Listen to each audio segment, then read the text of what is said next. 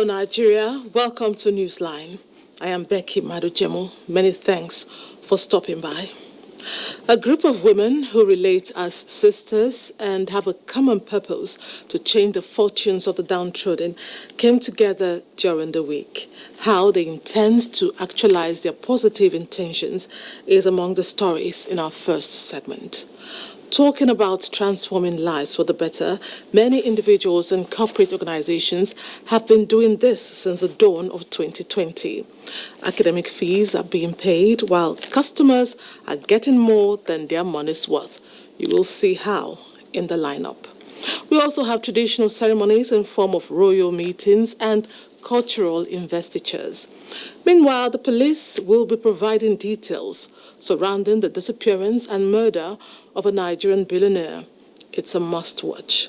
However, Elizabeth Omoriyi will take the news first. Over to you, Liz. Thank you so much, Becky. Thanks for joining us on the news segment of the program. Now, begin with security. President Muhammadu Buhari has received assurances from the military that with the Hamilton dust gradually easing its hold on the skies, fighter aircraft would this week join the efforts to provide effective air attacks against bandits, kidnappers and cattle rustlers that have been attacking remote communities around Dogongona Forest in Niger State.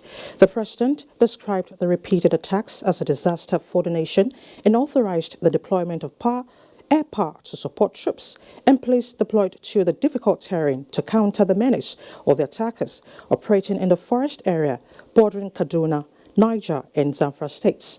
President Buhari commiserates with the government and people of Niger State following the attacks and the loss of lives that followed and assured that victim communities in the state will not be abandoned. Meanwhile, troops under Operation Mesa have rescued 5 victims at Dogongona Shiroro local government area of Niger State. A statement by the Nigerian Army Operations Media Coordinator, Colonel Aminu Ilyasu, indicates that 2 kidnapped victims were also rescued on the fringes of Zugu Forest in Sokoto State. Similarly, troops of Operation Lafia Dole failed an attack on an IDP camp in Gamborun Ngala in Borno State and rescued 5 humanitarian staff taking refuge in a bunker during the encounter.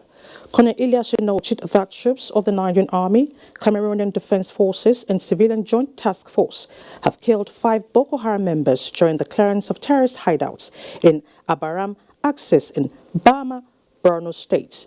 The statement adds that Operation Quick Blow is ongoing to ensure safety on major roads linking Borno and Adamawa states to other parts of the country. Now to air safety. Minister of Aviation Hardis Rika says the Nigerian College of Aviation Technology Zaria is to receive Boeing 737 full-motion flight training simulator from Canada in March. It disclosed this in Montreal, Canada, and stated that the facility will increase NC-80's capability, save forex, and reduce cost incurred by Nigerian airlines, adding that a proficient pilot is key to air safety. Away from aviation, commercial activity is gradually returning to the Amo International Plank Market in Mushin area of Lagos after the fire outbreak that consumed goods and property worth billions of naira. NOSA Ursula reports that the State Governor Babajide Sanwo-Olu visited the market for an on-the-spot assessment. Seem to have put the disaster behind them in less than 48 hours after the incident, as they had started clearing the debris and erecting structures. According to some of the traders who lamented losing their property worth millions in the inferno, the government would do a lot of good by not shutting down the market. They insure their shops, and no matter how the case may be, we between ourselves, we cannot. As you can see, we started reconstruction. So if the government wants to help, no wahala. If they don't want to help, no problem. This place is for us and we are going to do it. If they have any way in which they can assist us, let them come here and assist us than coming here to claim it. Lagos State Governor Babajide Sanwo-Olu, who visited the scene of the incident, sympathized with the traders and assured them of government support. I want to also use this opportunity to say clearly to all our market men and women here that we do not plan. Our plan is not to come and take over their market. What we do to ensure that a more befitting stalls, are all controlled and are installed for you. Meanwhile, Governor Babajide Sanwo-Olu paid a visit to over 300 displaced victims of the Abulegba pipeline inferno resettled in Igondo Emergency Relief Camp in Alimosho by the state government. The governor assured them that the state government will be meeting with the management of the Nigerian National Petroleum Corporation, NNPC, to discuss on issues of compensation for victims. In Lagos, Lusa Osula, NTA News. Let's now shift attention to health as fear rises over the outbreak of Lassa fever in some states of the Federation. Experts help in awareness and counseling, especially at the grassroots. To this end, the fire officers' wives took the initiative of providing education for some nursing mothers on the deadly disease in Sheda, a suburb of the Federal Capital Territory. Doing Dia reports. The blaring of sirens this is often associated with a fire emergency alert, but this time the alarm is not for fire outbreak, but a scourge which also calls for vigilance, Lassa hemorrhagic fever. And then with their food, they are breaking, so they need to wash it thoroughly to prevent all this Lassa fever. Since the re-emergence of the outbreak of Lassa fever, more than 150 persons have reportedly been diagnosed and over 20 deaths confirmed. Most worrisome is that of a pregnant woman who lost her life to the infection in Kano State.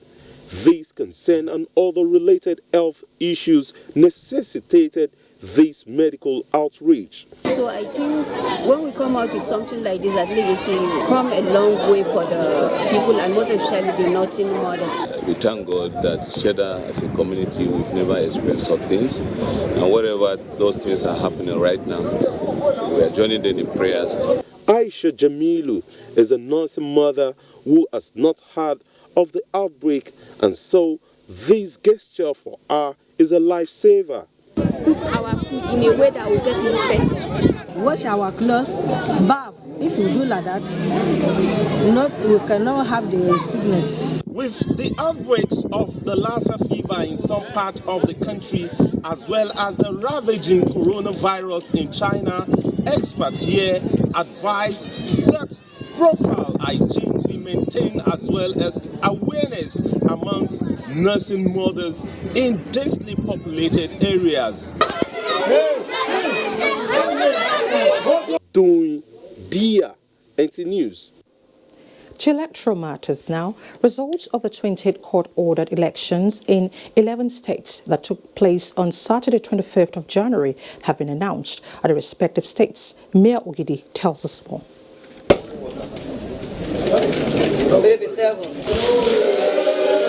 The moonslide nature of the results and the 60-40 standings of the APC and PDP tell the keenly contested nature of the elections.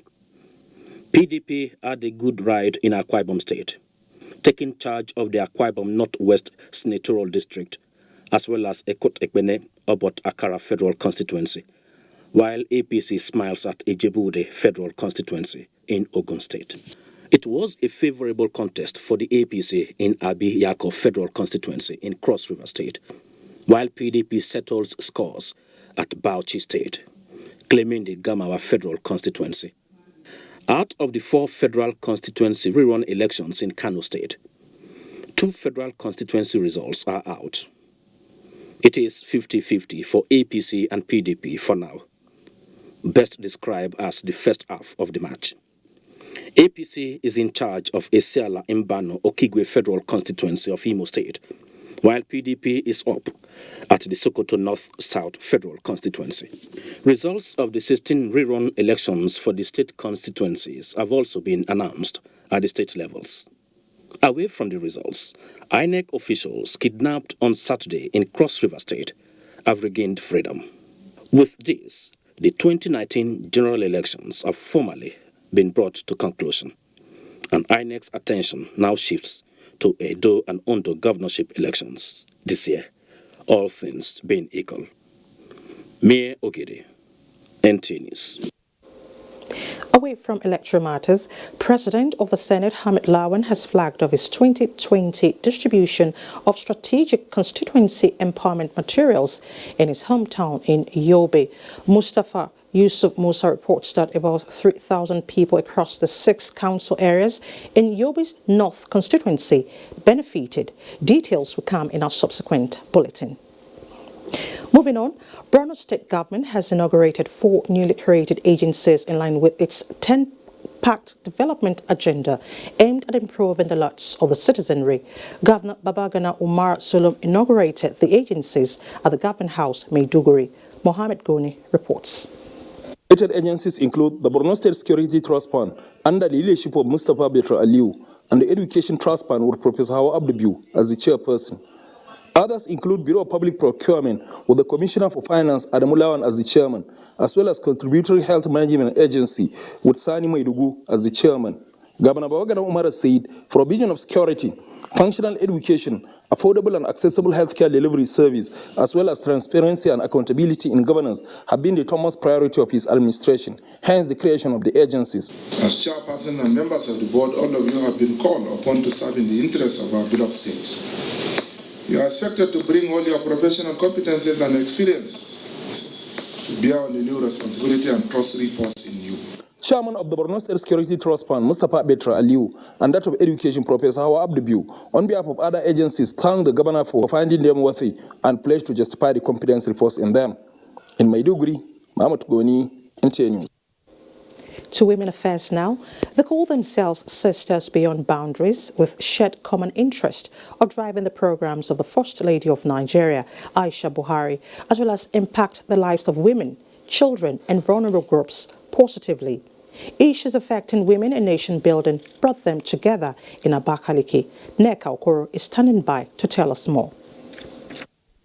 The wives of the governors from the Southeast, Southwest and Southern Zone is currently meeting in Abakaliki with the support of Nigerian First Lady Aisha Buhari. President of the forum, who led other women on a visit to a host governor, David Umahi, explained that the meeting is to foster unity, support and exchange ideas that will better the laws of women and nation building. Forum, we have quarterly meetings. The main focus is for us to come, support our sister in her states with the work she's doing with the women. We put funds together to support in no matter how small a way. We also participate in some empowerment programs we are here. Impressed with the lofty ideas and support of their husbands, Governor Umahi commended the visionary Aisha Buhari and the Southern Forum for taking the bull by the horn. He pledged his full support to enable them to succeed. We thank our mother, the mother of the nation, for putting this together and for loving the nation and for being there for us. You discussed how to help your husbands. You discussed how to bring peace and unity for the nation. While you continue to be together, I can assure you that it creates greater cohesion among the governors of this country. The forum later proceeded to a town hall meeting with thousands of Ebonyi women in attendance ready to be empowered in various fields in Abakaliki. Kingsley Okoro, NTA News. We apologize for that mix-up. That was Kingsley Okoro on Southern Governor's Wives Conference in Ebonyi. Moving on, cultivating the spirit of brotherliness among African society has been noted as a guarantee for the development of a united and peaceful continent. An example of what it promises was displayed at the 50th birthday of His Royal Highness Apollos Chu as traditional rulers graced the event. Chimdima Undubisi tells us more. For some time now, the King of Okorieleme, His Royal Highness Apollos Chu, has been touring kingdoms and emirates across Africa with the message that despite cultural diversity, unity among African traditional institutions will ensure a secured and economically vibrant continent. This message and his good relationship with some African traditional rulers was expressed at his 50th birthday in Eleme Rivers State. Royalties from the Gambia and Ghana came all the way to Nigeria to be part of that ceremony. The main reason I had to leave Ghana and come to Nigeria is that King Apollos Chu He's a very good friend. It's an opportunity to come and see firsthand what he's doing, and I'm very much impressed that all that he's been saying and talking about, he has worked it. What he's doing is what each and every traditional ruler must do. He is a man who wants to make a peace and tranquility and stability in Africa as a whole. Man of mission. For the Peace Ambassador, His Royal Highness Apollos II, their presence and that of other monarchs at his landmark celebration is enough encouragement to continue with his peace and unity campaign. Chimdema Ndubisi, NTA News. And in other news, the Governor of Plateau State, Simon Bakulalong, and 32 others are among recipients of Pope Francis Night recognition. The event took place at the Divine Cathedral of Mercy, Laminga, Jos. The investiture of the Governor, Secretary to Government of Plateau State, Professor Dandade Abok Atu, and 32 others was performed by the Catholic Archbishop of Abuja and Administrator of Jos Ecclesiastical Province, His Grace Archbishop Ignatius Ayu Kaigama, at the Divine Cathedral of Mercy, Laminga, Jos. Archbishop Kaigama charged them to use the recognition to do more for humanity and the Church, particularly in justice, poverty eradication, peace development, and propagation of the gospel. He said their ultimate goal must remain heaven and life with Christ. So by decorating political leaders such as the governor here, Governor Lalong, the executive governor of Plateau State, the Pope is saying to him, be guided by firm Christian principles, be inspired by Catholic social teaching, continue to protect lives and property, and uphold the dignity of lives, continue to work to consolidate on the peace and ethnic and religious integration and harmony being achieved in Plateau State. Responding on behalf of the other recipients, Governor Lalong thanked God and the Pope for counting them worthy of the recognition, adding that it was sheer grace and not works that earned them the recognition. The governor promised to use the honor in propagating the gospel of Christ and enhancing the doctrines of the Church which have impact on humanity. This responsibility is also expected to provide us the opportunity, help foster and develop vocations to the priesthood, religious life, and holy matrimony within the Church, so as to ensure that the gospel of our Lord Jesus Christ is propagated. Governor Lalong also spoke on the recent murder of some citizens of Plateau State by Boko Haram terrorists, urging for condemnation of the act and caution not to allow it inflame violence and a breach of the peace. As painful as these issues are, I would like to appeal to all of us to unite in condemning their actions and also refusing to buy into their ploy to trigger hatred based on religion or state of origin. As a government, we will never allow anybody to target our citizens or threaten them simply because they are Christians or adherents to other faiths. Even if they have no religion, they have the God-given right to existence and should not be threatened by anybody. Being a citizen of Plateau is not a crime. The new Archbishop-elect of the Jos Archdiocese, Ishaya Matthew Aldo, was also introduced to the congregation at investiture. Let's talk sports. No away win in week 17 matches of the Nigeria Professional Football League decided on Sunday. Amanda Marcus brings us details on sports updates.